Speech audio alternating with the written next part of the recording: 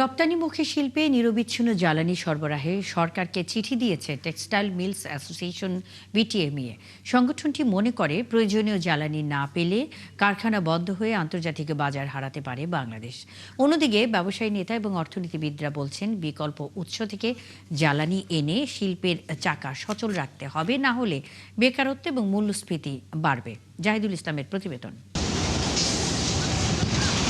পরিবেশ বান্ধব এই পোশাক কারখানা প্রয়োজনের প্রায় 20% বিদ্যুৎ উৎপাদন করে সৌর প্যানেল দিয়ে, বাকিটা আসে জাতীয় গ্রিড থেকে।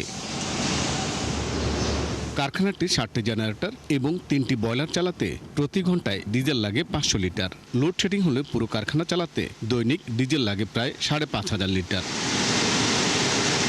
কালার এক্সপার্ট ডার্ক স্যাপ এবং মাইল্ড অন হ্যান্ডস টেকনোলজি সমৃদ্ধ অরিক্স অ্যাডভান্স ডিটারজেন্ট পাউডার আপনার লন্ড্রি এক্সপার্ট।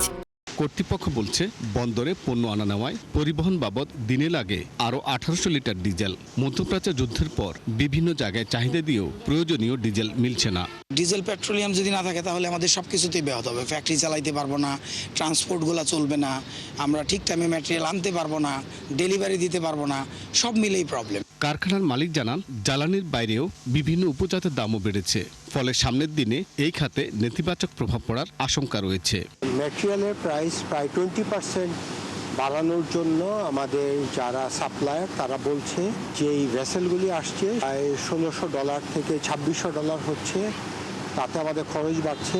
এইভাবে চলতে থাকলে নেক্সট 2-3 মাস পরে আমরা একটা নেগেটিভ একটা ট্রেন্ড দেখবো আমাদের এই শিল্পের উপরে। এমন পরিস্থিতিতে রপ্তানিমুখী শিল্পের জন্য অগ্রাধিকার ভিত্তিতে জ্বালানি সরবরাহ করতে সরকারকে চিঠি দিয়েছে টেক্সটাইল মিল মালিকদের সংগঠন বিটিএমএ। এক্সপোর্ট ওরিয়েন্টেড ফ্যাক্টরিগুলা যে ধরনের জ্বালানি তার দরকার সেটা হলো ডিজেল আর হলো গ্যাস।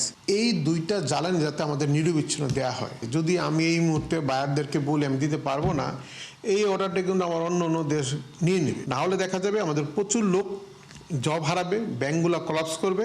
এফবিসিসিআইয়ের সাবেক সভাপতি বলছেন সরবরাহ স্বাভাবিক রাখার জন্য জ্বালানির দামও বাড়ানো যাবে না। কয়েক বছর কিন্তু প্রচুর প্রফিট করেছে আমাদের পেট্রোবাংলা। তা আমি অনুরোধ করব যে সরকার যেন এগুলি দামগুলি না বাড়ায়। বিকল্প ব্যবস্থা হিসেবে অন্যান্য সোর্সগুলি থেকে আমাদের এখন সোর্স করা যেতে পারে। যতটুকু সম্ভব জনগণের পাশে এবং ব্যবসায়ীদের পাশে সরকারের দাঁড়াতে হবে।